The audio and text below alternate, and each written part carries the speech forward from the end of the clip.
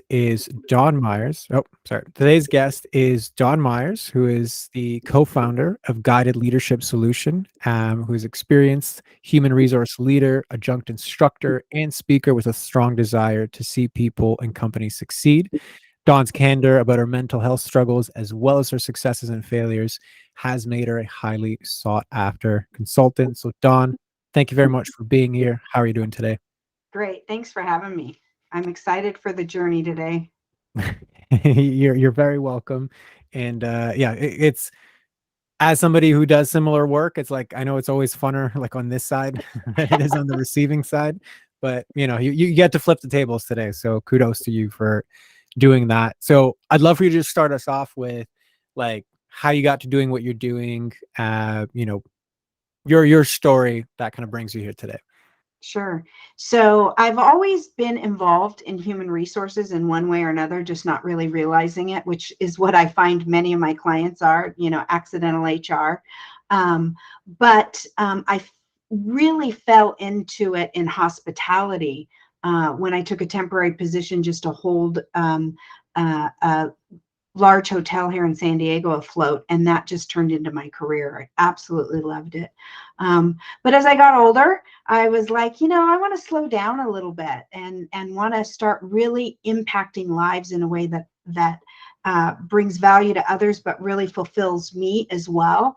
And so I met my business partner at a company that I was working at, and we started talking about how we could probably add more value than what we're doing right now. Let's do it. And we took the leap. And it's been a year and a half, and it's been a great, amazing ride. I think I've learned more about myself in starting a business than about business itself, which is part of why I'm here, because I think that not everybody realizes that it's more about our personal journey that affects our professional journey. It affects everything, but it also affects the more work I can do on myself, the better I can serve my clients. And I think that's amazing. What you're doing is amazing. Well, thank you very much. And yeah, I'm a big firm believer in walking the own talk. As I mentioned before the recording, to be in that space where I can only take people as far as I'm willing to go. Right. So yeah, 100% agree on all of those fronts. So I'd love for you to just like dive into it. Like, what are the business challenges that you're experiencing right now? I think the biggest thing, we get a lot of referrals from people that we know, and I'm pretty connected on social media, on LinkedIn, but I have a hard time selling myself and the value of what we do, even though deep down I know it's really valuable. And even clients, and even when I do like public speaking and I teach at San Diego State in the extended studies program, I can get the ravest reviews and all of these people telling me how valuable it is. I have a hard time speaking that or communicating that. There's something stuck there that makes me feel like, no, you can't do that. That's not you. And so that's Got it. kind of sticking. And I have a hard time even coming up with verbiage for calls to action, because I feel like, how can I tell them they need this? Does that make sense? Yeah, if you hear some typing, I'm just taking notes. I'm not like answering emails No, while I you're, I need a sip of Diet Coke now after my discussion.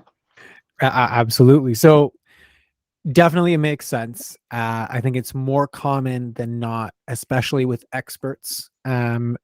So I'm happy to dive into it. I just want to get a little bit of a broader lay of the land before we get into the specifics. So is that okay with you? Sure, absolutely. Okay, got it. So is that the main business problem? Like it's like the value, I can't communicate it, so therefore we don't make the sales that we can make, or are there other main problems as well? I think that's probably it. It's more about not getting the leads that can transition into clients, because um, like I've talked about it a lot with my business partner, we need to ask the clients we have, do they have any referrals? And then we talk about it, and it's like, then you got to put yourself out there. And it's really weird because I'm a risk taker. So, but when it comes to my own value in that sense, it's hard. Or when I'm networking, so I have a lot of one-on-ones, but to be able to really communicate and and I don't want to use the word sell, but to help someone understand the value of what we can do, it's really hard for me. And I don't know if it's because deep down I don't believe it, even though I know it. Got it. Okay. So deep down, I don't believe that I have value, but even though like I know it intellectually. Right. Intellectually, I know it. And I know I'll share something with a client and they'll be like, oh my gosh, this is so amazing. And I know it, but I don't believe it. And I've heard people say because it comes easy, that can be why you don't believe it, because Mhm. this is just who I am. What I do is who I am. And so it's not like, um, there's a lot of striving. And I think especially now that I own my own business, before it was like I was striving and I was doing things, and then I'd get performance evaluations, and I would get like, I reduced turnover by this much amount, or I increased employee engagement by this much amount. Oh man, we're the top in the company of engaged employees. I had all these metrics that I could measure that made me believe it in the corporate world. And Right. because in the corporate world, they could just fire me. And they didn't. And so now it's like, it's different. So the value that you feel like you can articulate right now or tap into was always externally provided. Performance reviews, or I'm not fired. Like it's like external evidence that I am actually doing a good job. Now I am the one responsible for owning that value. Yes, absolutely. Okay. Ding, ding, ding, ding, ding. Got it. So what comes out for you when I share that? It's interesting because I have so many people tell me you're so confident, and I've gained so much just by social media posts that I've posted, or by things that I've said or contributed to. Um, but when you say that, it's like, man, I've been doing work for years on my own cognitive behavior and my own inner beliefs, and it's like, it's kind of disappointing because I still don't believe it. Got it. So is there any other areas in the business or potentially even the personal life that this shows up in?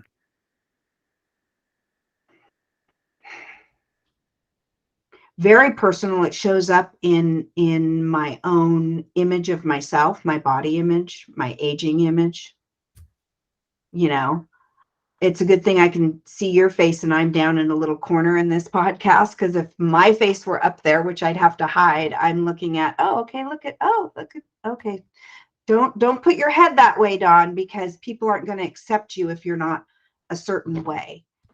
um and I think we all and I know it because this is what I train leaders on.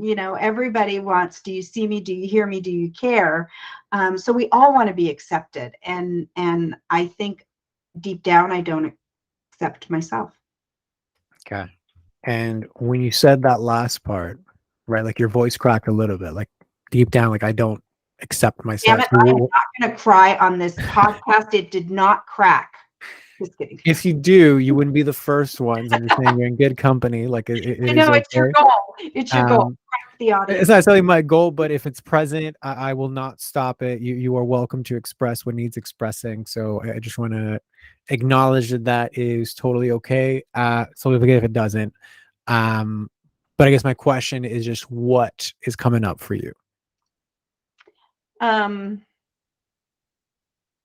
I'm less than because I need to lose weight, even though I've gone on this whole fuck it diet. Sorry for the language. You can get Um, pirate here. That's also fine. okay. Yeah. But where I'm stopping all the striving for years, especially in the corporate world, striving to be the right size in the right business suit to gain a seat at the table.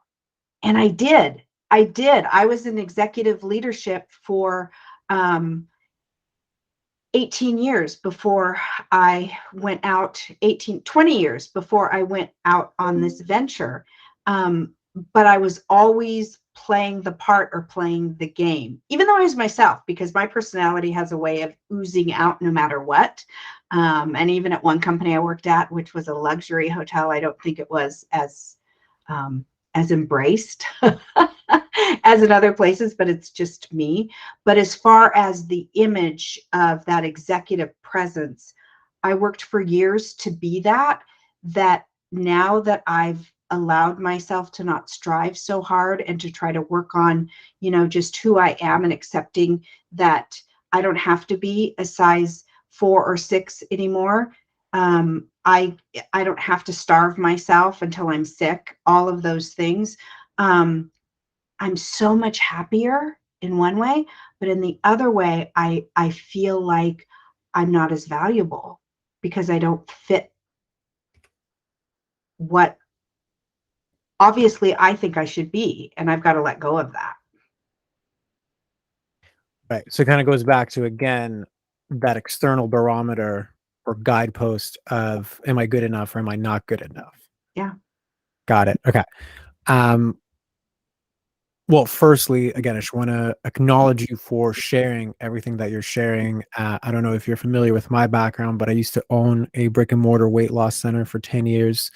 Obviously work with a lot of women with the same types of stories, et cetera, that come up. And I just want to acknowledge you that it's more normal that it's not.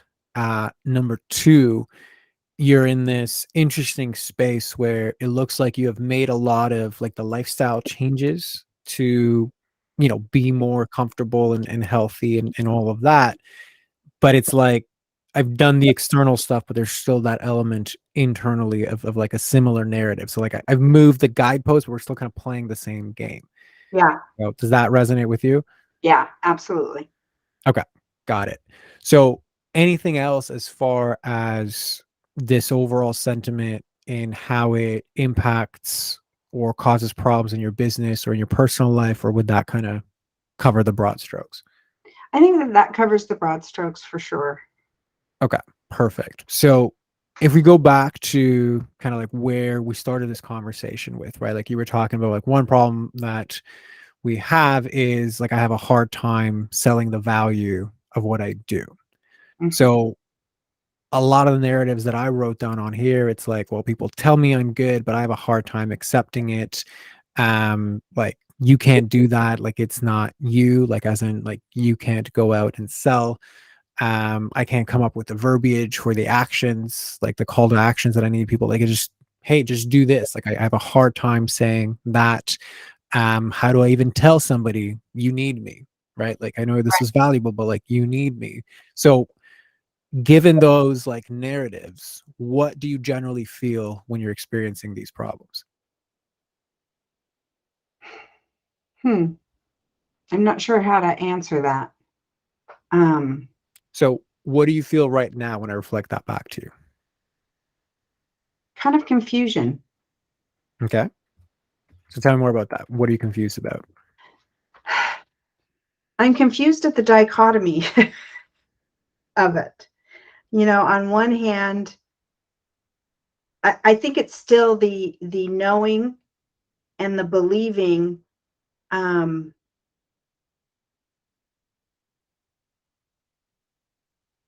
and wanting to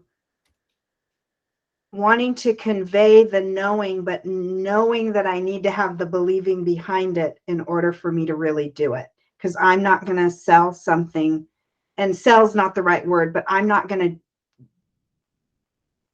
to do anything for anybody or sell something to anybody or offer anybody anything that I don't completely believe in. But I do believe in it.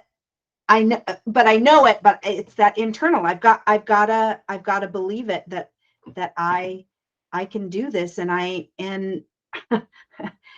and I have. That's the weird thing. So would it be accurate to say I'm confused at the lack of conviction I have to sell the thing that I know I can do, but I don't believe in? Yes. Yes, that's exactly it. Thank you for that. And it's like and I think part of what's come to me in my life is that because of my hard work, determination, and just pushing myself, that I have gained success, and I didn't sell myself or tell people how valuable I was. Someone recognized it. Um, I starting with I babysat, and they said, wow, you would be great to work in our retail store. Well, someone recognized me in the retail store. Hey, we'd love you to come run our bookstore. Well, someone said, well, you should be our receptionist. Well, you should be our office manager. Like, I never looked for a job for Right. most of my career. It was recognized, and then I just kind of went. And so now it's very different.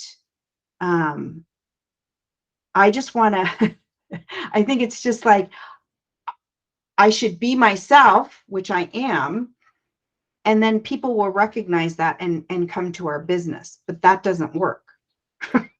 Right. So there's kind of like, again, two conflicting interests there. So one is, and you can correct me if if this doesn't resonate, but it's almost like I succeeded by accident. Yes. Okay. So what I mean by that, and just to make sure we're both on the same page, it's like I did these things and I did a great job within the confines of those systems. People recognized me for it, and they just moved me up, and it was like, okay, somebody believes that I'm good, so therefore I must be good. Yeah. Okay. Yes. Yes. So how does that make you feel about you and your value and your significance?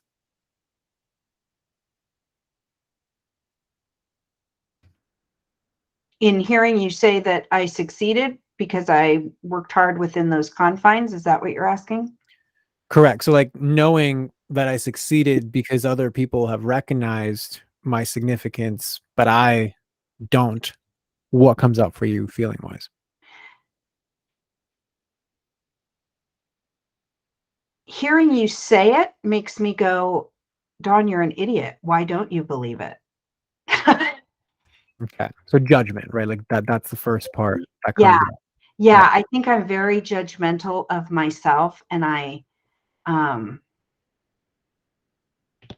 I used to be very judgmental of people compared to my judgment of myself. And I've really worked on that judgment towards others to be open-minded and to know that like myself, everybody has a story behind where they're at, and to um, meet them where they're at and embrace them where they're at. And I've really done hard work on that, and I feel really good about that. But hearing what you're saying, I'm feeling like, okay, but Dawn, you haven't worked on the judgment on yourself. It's easier for you to focus on the outward than the inward on that. Got it. And that's a great observation because it is, right? Because I'm one step removed if I'm talking about somebody else versus, well, if it's about me, then that like then we get hit. So there's like an element of built-in protection and safety there. So I just want to acknowledge like that is perfectly normal, and we are all guilty of our version of that.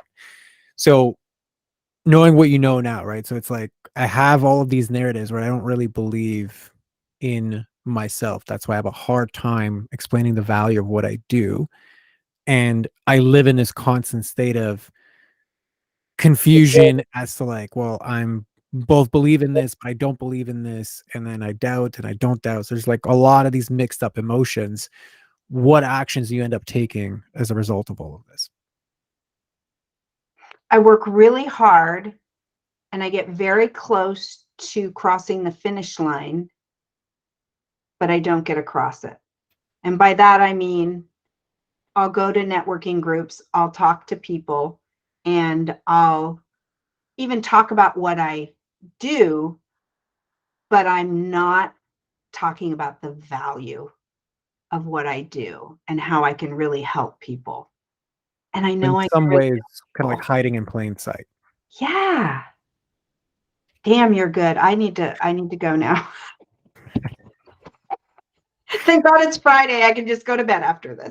I gotta take a nap after all these, observations and breakthroughs. So yes, also normal. Like I said, it's funner to be on this end than that. I get it. I've been in both, so I get it. Right. So yeah, a lot of these actions are hiding in plain sight. I will talk about it, but I'll skirt around how good I actually am under the fear that somebody might actually like. And you can correct me if I see what resonates here. Like, is it the fear that they will accept me, or if I talk about how good I actually am and they reject me, then that confirms that I'm actually what I feel and believe that I am underneath it all. I think it's the fear of rejection. Okay. Yeah. And that will um and it's such a weird dichotomy because I do put myself out there all the time, and I'm so transparent. There's nothing people don't know about me that know me, or even on social media there's so many things that I just share about myself, but yet there has to be something within my childhood that, and I know what it is. I mean, my dad was an alcoholic, and I felt like it was my fault that he drank, and I would try to control that in any way that I could. Um, and I think that there was I felt judgment somehow because of that. I wasn't good enough because I couldn't fix that. I couldn't, but I know that. So it's like, but this has to be somewhat connected because it's almost subconscious. Yeah. So again, number one, this is not your first rodeo in self-awareness, because that is a very deep source of self-awareness. Number two, I agree with you 100%. Like there's no way that whole pattern and dynamic growing up is not going to affect what is happening right now. Um, and again, to dive into it and solve it all today would be a little bit outside the scope of like what we can Right. do today. Right. So I'm just sharing that piece to not discount how relevant that piece is, but just kind of bring it back to, we're just laying the lay of the land. So I acknowledge you for it. There's definitely something there, but it's a deeper discussion. This is basically what I'm getting at. So does that make sense? Yeah. Okay, perfect. So going back to like present day, right? So you go to all these networking events, you have all these conversations. You mentioned I share a lot of things. People know a lot of things about me. And from the outside looking in, it's like I will share the things that I know are going to get people to like me. I'm a likable individual, so I know how to like navigate that. And I stop right at the point where they like me. They maybe said something nice about me, and now would be the time to actually go into the business discussion. So would that be accurate? Yes. Okay. So what are the result? Like what's the results of all these actions in your life and in your business right now? We don't have as many clients as we'd like because we're stopping short of, not we, my business partner's better at this than I am. And she's the introvert. So that tells you it doesn't have to do with personality type, but yes, that it's, I really believe that I'm preventing getting more clients because of that, even though I'm working really hard. I'm spinning my wheels a lot. I'm expending a lot of energy. I'm covering a lot of distance, but not really moving forward. Right, right. And I've started to recognize that and making the shift. It's not a comfortable shift yet. Yeah. So it's not an embodied shift yet. Right, right. Got it. So you can answer this question however you want, but this is just for context. So you don't have to use a specific number. You can use a range. You can use a percentage. But what do you think this is costing you, and in a larger sense, the business? Um, it's probably costing my business partner and I taking in less than half of what we'd like, where we would be comfortable being. So the scale of this is not a small thing, right? Like 50% is not a small amount. Yeah, I don't, yeah, and I could be wrong. I could be overstating it, but I mean, it had there's so many factors in business, there's so many things. I think clarifying, I've been working on clarifying our message as well. So I think that probably is part of that, but part of clarifying the message is having that belief and being able to articulate the value. So it's all kind of, it's not all just like because I can't make the ask. I mean, that's not it, but it's all convoluted together. 100%. Yeah. And I understand the distinction. It's a correct distinction. It's more about the perception of what this is. Like, I know you can't quantify, like, if I never ask, well, it's worth like X amount of dollars. Right, Like, I get it because you've never asked. Like, it's not like I have 10 sales calls and I close Y percentage. So I right, understand it's right. not that clear cut, but the perception I think is pretty big, right? Like, it just, to me, it signifies like I have so many opportunities that could turn into something, and these are the perfect people that need to matter to the most, but I don't pull the trigger in whatever capacity that means in that moment. So I think that is significant because it's like suddenly this part of me that remained hidden in the corporate setting because it never needed to come out because I always, like you said, succeeded by accident, now accounts for 50% of the bottleneck that we're experiencing. Yeah. So how does that land for you? It makes me feel bad. I don't want to be the bottleneck. I don't want to be the thing. Um, I didn't get in this to be the bottleneck, and I believe wholeheartedly in it. And honestly, I think our business is going to explode,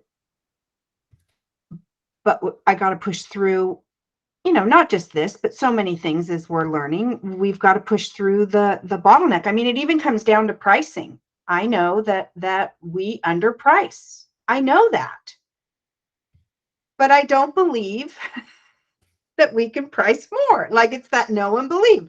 I know it's worth more, but it's hard to go, okay, you know. Yeah, because it's, and like you said, it's now far fetching, right? So there's the ask in the moment. I don't ask because I don't fundamentally believe. I can't get my messaging as accurate as possible because I'm not taking ownership of the real result that we provide people. And then we underprice because, well, it can't be valuable if I don't really believe in it that much. So, like, let's just charge the minimum, hoping that somebody will say yes. Right. Right. So now it's swimming in like a whole, like it's seeping through in a bunch of different areas. So, does that feel accurate to you? Somewhat. I think with every client, we get a little bit better and get a little bit, it's like anything in life. I can remember back to the first time I terminated someone. It was like the worst thing. I think I cried more than they did and all of that. And, at this point, I could fire you right now. It wouldn't be a big deal. No, people fire themselves. And I realize that, and I've done it enough that it's not an uncomfortable situation for me. So it's like anything with each client, we get a little bit more comfortable, and go, okay, yeah, it is. We can see that. And then the next one is like, okay, well, wait a minute, we need to reevaluate. And I can honestly say, and it's my business partner that does the sales portion of it because she's just so much better. I pass people off to her, but it's it. I think I totally forgot what I was going to say. Um, yeah, I totally forgot what I was going to say. So here comes the ageism in me. Well, first of all, that's okay. I would also say there's probably parts there that you didn't really want to go down, so your brain kind of kicks you out because that also happens Oh, as well, right? Like it's potentially a defense because you were on a good roll. It's not like you just forgot. So I will chalk it up to that. There's a nuance that I just wanted to throw your way, and it's like the nuance of the false positive. And here's what I mean by that. I agree that you get better with iterations, like 110%. You're always going to learn more. The more you do something, you're going to increase your competence. You're going to tweak things 110%. That is a part of it. It's a beautiful part of it. I think you're doing a fabulous job with it. However, it also goes back into the pattern of if I get the external validation, then I do the thing. So like if I have 100 interactions and 100 interactions, people tell me that I'm good, after 100, I will be more comfortable believing it. It still does not remove the fundamental block, which is I don't believe it. And I have to get through 100 iterations in order to believe it, to take the next step that if I just believed at the beginning, I would have taken it step 5 instead of step 100. So Yes. it is that it's a tricky spot to be in because it outwardly looks like success, and it is. But it's like if the success is for the wrong reasons, then is it really success? Mm-hmm. So how does that land for you? The first part of what you said is like, yes, oh my goodness, mind blowing. The second part of what you said, to be honest, I don't fully understand. Okay, perfect. Which part is unclear? It's not success. Okay, so I think it's a semantics thing. Like it's not success at solving the core problem, but it is outward success. Like we're making outward success, and Okay. that is Okay. good. But Yes. we did it playing the wrong game. Yeah. You know what I mean? Like that's kind of what I meant. Kind of it goes back like the success by accident bit, Yeah. right? No, no, So no. that I does that make sense? That makes sense. Yeah. Okay, perfect. So the other part then that I just want to clear up a little bit deeper is that kind of put it the lay of the land as far as like, okay, me asking for the thing. You had mentioned messaging multiple times. So how does it make you feel to know that like I can't take ownership of how good we actually are and convey that in our marketing? I don't like it. I don't. So if you had to get more specific, like what's the actual feel? It almost pisses me off when you say that I'm not taking ownership. If I'm just being totally honest, You can tell me I'm full of shit at any point. So like by all I'm means. like bullshit. I am taking ownership, man. But then I do understand what you're saying. It's like ownership of the wrong game. It's ownership. You're taking ownership and you're working really hard at it. But um, if you just get to this thing, the other stuff will come. Tell me more about that. What do you mean when you get to this thing? The Like other if I were to work on the core issue and eliminate that limiting belief, that thing that's holding me back, I wouldn't have to strive at coming up with the other things. It would be natural. It would just come. it wouldn't require willpower and hard work. It would be a natural expression of like the goodness in the work that we do. Yes, and I think that that's where I get caught up, is because I'm such an authentic person. Like what you see is what you get. And so to manufacture those things is when it's hard for me.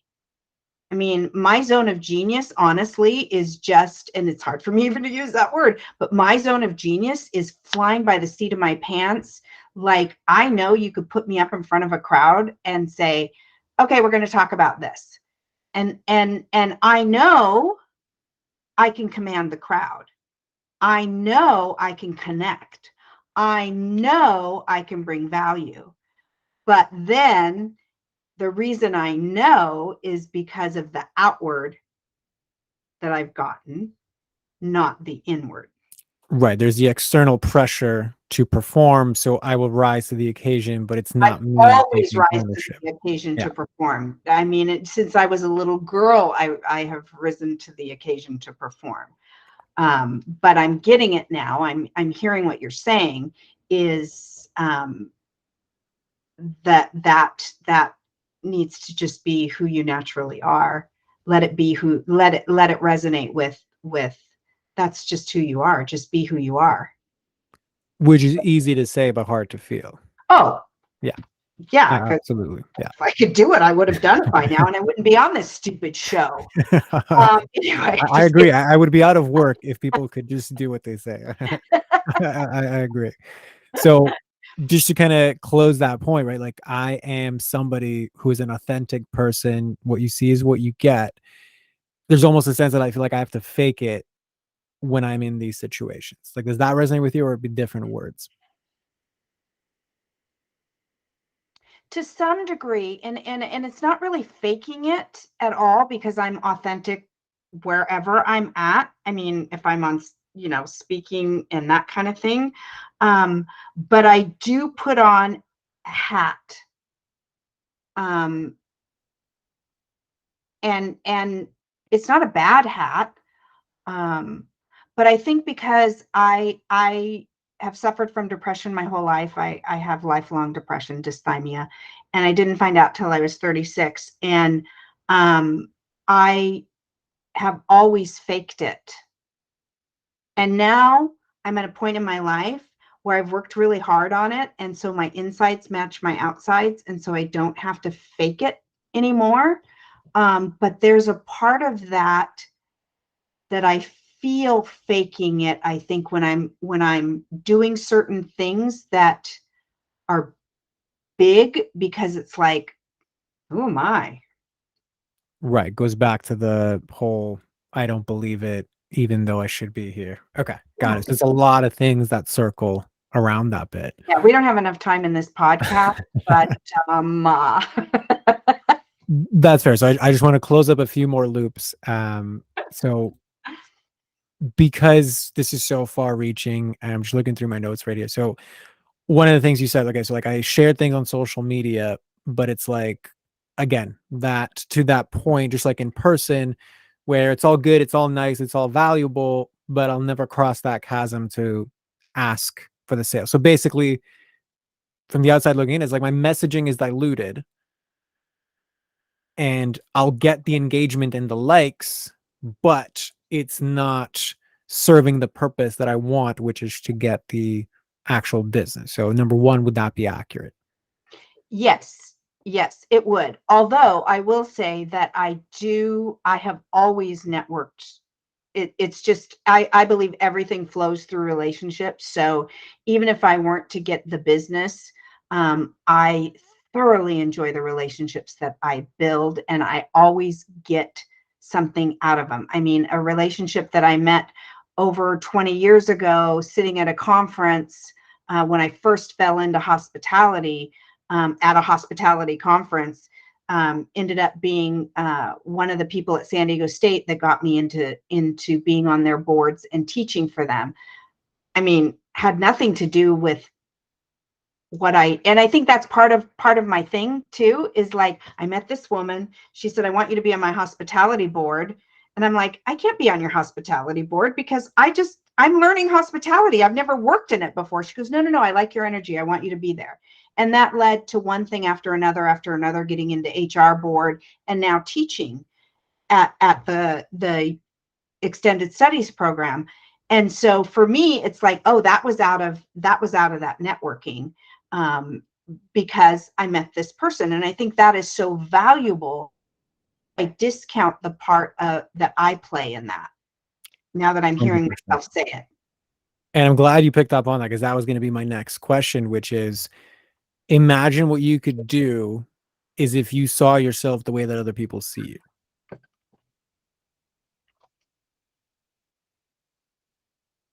So what comes up for you with that question? It just makes me emotional. And what's the emotion that's coming up? I don't even know. It just makes me emotional. I don't know. I don't know what that is like. And I don't, then it makes on the other side, then the other side of my brain goes, well, shit, you might see some horrible things. Got it. So I just want to highlight that last piece, right? Because my question to you was like, imagine where you would be if you saw yourself as other people see you. And I meant that in like the magnificence of what you do and contribute to the world.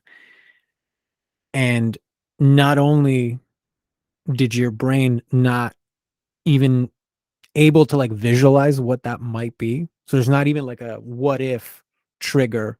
So it's like almost that reality right now doesn't exist. But it even has a hard time for somebody who's very self-aware tapping into what's the actual emotion that's coming up. So there's Right. a big aspect and part of you that is both hurt and scared and excited about what's behind that question. Yeah. So it's a good spot to be in. Like it's still a problem, but it's like a good Says problem to you. have. Yeah. Right. No, no, yeah, absolutely. Says me, the one that's not from the outside looking in. So yes, you're right on that part as well. But I guess what I'm just trying to highlight is solving that question in an embodied, like I feel at peace with this, not only opens up the world to you as far as being able to like see yourself how other people see you and your magnificence, but even on like a more quote unquote tactical basis, it's like there's 50% of our business increase, Mhm. you know? So there's a lot behind that question. So I just want to leave it to you here to take that in, because solve that question and I think all these problems go away. Yeah, I agree. Beautiful. So I know that's kind of ending on a very anticlimactic note in terms of okay, what like what's next. But does No, that it's feel good. complete for you? Yeah, it's actually a good way to end because it gives me something to really reflect on and to really think about. Got it. I agree with you. And to just have you then close us off, if you could just summarize in your own words, what did you come in here thinking was your business problem, and then what were the aha moments as a result of this conversation? I think I came in knowing what my business problem was. Like I said, like even you said, I'm very self-aware, but I think the aha moment for me is that I've been playing the wrong game in a sense, like I'm striving in the wrong way. Um, and I think maybe subconsciously I knew that, and just understanding that my quote unquote accidental success um, really is no accident, and I need to stand solidly on that and convey that to others. I've done this. I've been in these trenches. I could tell you stories that would blow your mind. I will write a book one day and people won't believe that they're true stories. Um, but I can help. Absolutely. And just to close it off again in your own words, there's one part I would like you to clarify, which is like, what do you mean by saying I was playing the wrong game? Meaning that I was looking for the acceptance. And if I got the acceptance, then the people would come. And it's not about the acceptance. It's about not shrinking down or not allowing myself to shrink down, but putting it out there, knowing that and believing that I can really help people. I really can help people. And by not offering my help or sharing the value that I can bring to them, I'm shorting them.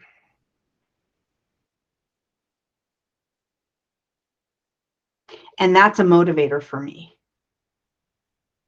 Because you can see, I'm okay with shorting myself, but I don't want to short anybody else. Ever. Ever. So that's key. And beautifully put. And I think a testament to why people do see you in the magnificence that they do see you, which is your way to go forward in life is to actually help people. So beautifully put. I'm glad that that's what came out for you. So, Dawn, thank you very much for being here and sharing as openly as you have. I know everybody will get benefit out of it. Certainly, I enjoyed helping you navigate the waters through it. So, close this off and just let everybody know who's the best person to find you, where can they find you, and do that unapologetically because I think we all see your value at this point. Okay, I'm going to give it my best shot. So the best people that I work with are those small business owners or leaders who have kind of found themselves in accidental HR in the way that they're handling the HR, and it becomes their job, and they're not able to run their business.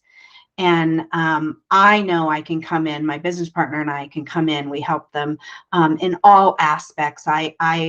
We have a system that I created called CYA squared. It's care for your associates on one side and cover your ass on the other. You can't do one without the other. There's a balance between the two, and when you swing the pendulum too far one way or the other, that's when business owners get into trouble. And so we can come in and just give people confidence, clarity, and peace of mind. Absolutely love it. That was beautifully articulated. It's obviously Did I much get it needed right? Can service. you give me an outside accolade so that I know I do it? So, for the sake of our conversation, I'm actually not going to give you any approval. I'm going to wait for you to give yourself the much needed approval. Okay, I'm really proud of myself. There you go. That's all that was needed. Forget what strangers on the internet say. Right? You know what I mean? So yes, thank you very much for sharing that. We'll include all that in the show notes. And for everybody else listening, we'll see you on the next one. Great. Thank you so much.